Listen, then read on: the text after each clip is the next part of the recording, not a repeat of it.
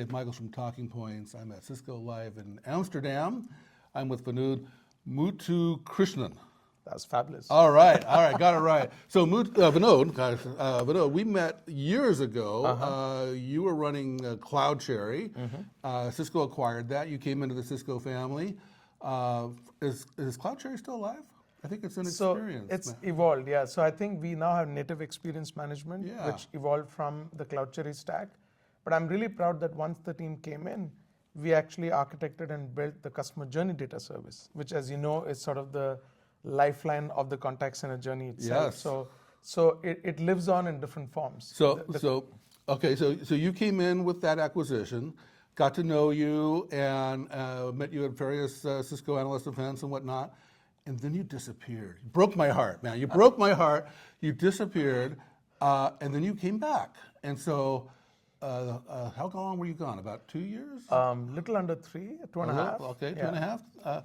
But I went for a very particular reason. I wanted to learn enterprise AI as a practitioner, and you do that in a startup, and I did that, and I've come back armed with skills that you need in probably the greatest enterprise software opportunity of our lifetime.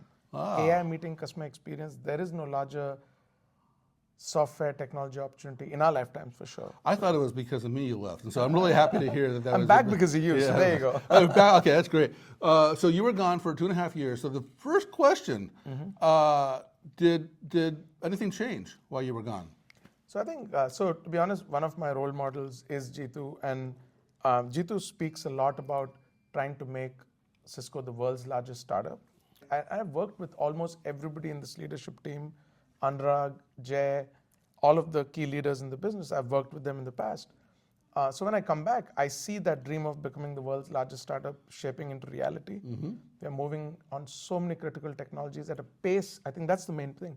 Startups have one thing that large companies don't, which is pace, right? Velocity. And that's the velocity I see here. So one, there is the intent to build great products. Next is the velocity behind it, which is translation of intent into action. So I'm truly energized because the other choice for me was to go do my own startup. So when I look at Cisco, I've never thought of working for any other large tech company. It's either Cisco or my own startup. Somehow I feel in the customer experience business, I'm getting to live my startup dream, but at Cisco. So you didn't go where I thought you would go, because I follow the product portfolio, and I thought if I said what's changed 2 years, you're going to tell me this, this, and this. But I think what you hit on is actually pretty significant. You're saying there's really a cultural change that you've noticed at Cisco. 100%, and it's translating into absolute velocity, absolute focus on, I've always said this to our customers. I don't think if anyone tells you they're the masters of AI, they're probably being economical with the truth. But we commit to be the best students of AI because everything is changing so fast.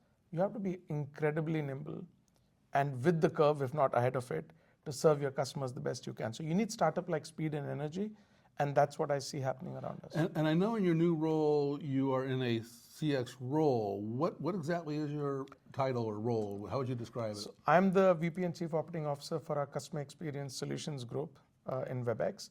I report to Jay Patel, who's our SVP and GM. So what we've done now is we've got the Employee Experience Group, which is all the technologies that make employees' lives incredible. Right. And all the customer experience technologies under Webex have been consolidated under one. I have to say I really like that because as the industry is shifting from CC to CX, it's not really clear what that means. And Cisco seems to have made a distinction. It's really very broad. As I recall, you talk about 3 separate workloads in that CX. What are those 3 workloads? Awesome. So I've always said this, as much as I love my contact center world, the greatest contact center experience you ever had is one you never needed to have.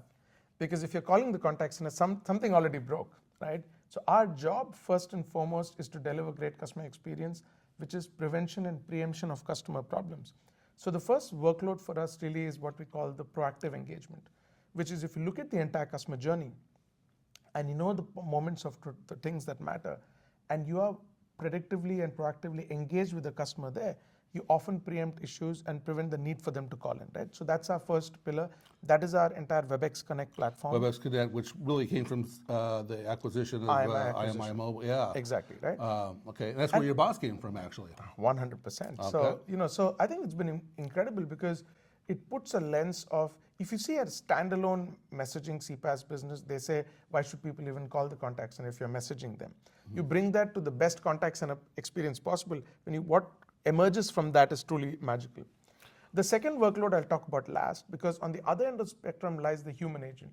Now, a lot of conversations happened around AI taking over jobs, and there's a debate for another day. But the reality is, in the foreseeable future and for a long time, humans will be central to the customer experience loop, because there are conversations that are complex or need human empathy or need the putting together of context that needs the human in the loop.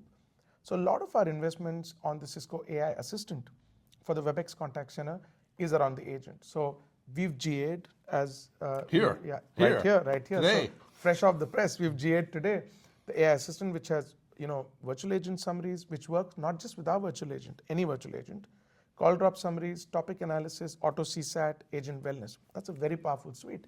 And very soon we are fast following with real-time transcription, summarization, auto wrap-up, and suggested responses. So imagine what it does to the agent, the ability to serve customers, reducing average handling time, and so on and so forth.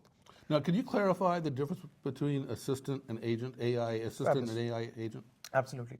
Assistant is all the products and technologies, mostly leveraging AI, which envelopes the human agent. It could be the agent, it could be the analyst or the supervisor, right? But AI agent essentially is our belief in the promise of a future where a very significant majority of interactions between brand and customer will happen through AI. Our job is to give them a very, very, very human-like interaction when they speak to AI. What are the problems you're trying to solve for? One, how many people spend time in queues? Like I often joke, like I learned all my Mozart and Beethoven on hold music, okay. Not because I have a love for classical music. So waiting in call queue is like the worst thing that can happen to you. Even if you do scheduled callbacks, the fact is when the call comes, you got to drop something to take the call, right? So many times you have a problem. I have a friend whose credit card was denied, and when I tried to call back saying, why did you deny my card? Like, oh, it's 5 p.m. Eastern, call me at 8 a.m. Eastern. So my point is being always available for your customers, not having to repeat yourself, not having to wait in queue are very human desires of ours, right? Yep. And the AI agent is supposed to do that. And not just do that with voice IVR. It is to do that in a human-like engagement wherein the agent is able to speak to you like a human would, which means there's interpretability, response times, the ability to navigate different contexts, right? Nice.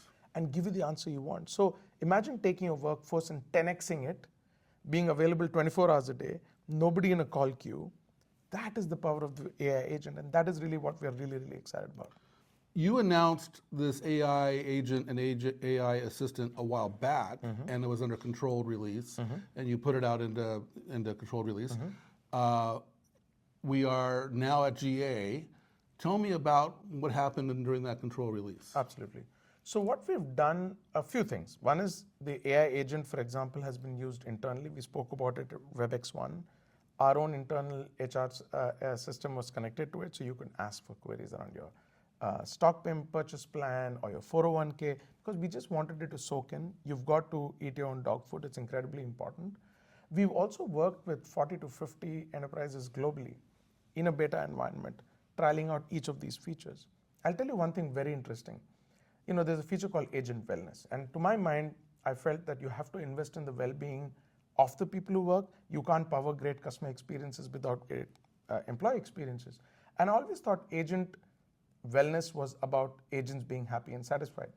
But the interesting part of all agents who took the wellness break is the average handling time of the calls they took after was shorter, which means it drove such a tangible financial benefit for the business that wasn't the pursuit, to be honest. The pursuit was, look, are they happier? Is retention higher? Agent attrition can be reduced, right? That was the idea, correct? And even higher CSATs, because if you're refreshed and recharged, I assume you'll serve customers better. But the AHT reduction was completely unexpected. So my point is, each of these technologies have been tested for a few things. One, am I building what you want? That's what our customers are validating for us. Is it deployed in a way that complies with your requirement for trust, safety, privacy, what have you? And the third is, most importantly, once you've validated trust and security, is this delivering the experiential improvement that you wanted in a way that either makes you more money or saves you money? right? Because there are hundreds of things you could do to improve customer experience that aren't economically beneficial for the business. So how do you bring customer experience and business benefit together with your product? And that's what we validated with our customers. So we're seeing great benefit, highly secure in a way that customers want it to be compliant with their IT policies and security policies.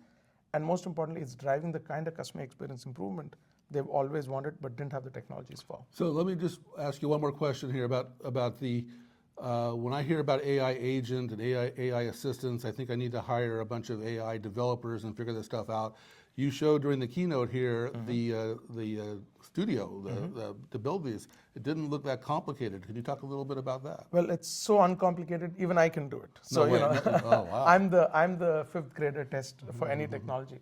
No, I think it's incredibly important because oftentimes you saw the data today in the keynote, which is CIOs can't scale their networks because they don't have network engineers, right? And the forward of AI and technology is not to say, let me create this very niche kind of technology skill wherein only these 50 people can touch the system, nobody else can. The great thing about the mass, what Jeetu said, commercialization of enterprise technology with GPT was finally people with no technical sort of background could experience AI, interact with it, and generate outcomes from it. So how can we say this is what my product does, but in order to power up my product, you need to go through like 12 months of learning. But there's something you, the user, knows more than us. You know your business context, you know your customers, you know what you want to accomplish. So what we have allowed is with the studio, first there's pre-built widgets, which is if there's a common use case, it's just there, plug it, use it. Even if you're building the agent, you can point the agent to saying, this is my knowledge base, learn from here. This is the personality I want you to have. This is the tone and tenor, you're friendly, you're this, you're that. And it also tells you how to handle most common things, which is, hey, if you don't know, just say, I'm sorry, can I transfer to a human? Or, I'm sorry, this is beyond my scope. So define very few guardrails that you know in conversational terms, and boom, your agent is ready to go. So that's all you need to know, your business, and all our customers know their business better than we do. Fantastic. I really enjoyed Jeetu's keynote because I hadn't thought about it this way. He talked about basically the all human workforce is behind us now, and he talked about AI agents obviously, but he also talked about robots and humanoids and I forget everything he listed, but he listed a whole bunch of things, and I hadn't really thought about that. We definitely are seeing so much more automation, 100%. And so it's a matter of adapting our work styles and our expectations around that. I think Jeetu said something that I just want to say it again, and I also heard it at the keynote, which is great, which is often the conversation is on and or, which is, oh, will it be virtual, will it be human? He said something interesting. He says, today the world is powered by 8 billion approximate, right? The power of 8 billion individuals. If you 10x that, what could we accomplish as humanity if you had the bandwidth equivalent to 80 billion humans? Yeah. That will unshackle us. It'll create the kind of productivity and growth and progress that we could not even dream of historically. And that is what we are excited about. A world without hold. World without hold, 100%. So all right. First thing we need to eliminate is hold time and wait music. Well, that's it for this one from Amsterdam. Thank you for watching. Thank you for participating. Thanks so much for having me.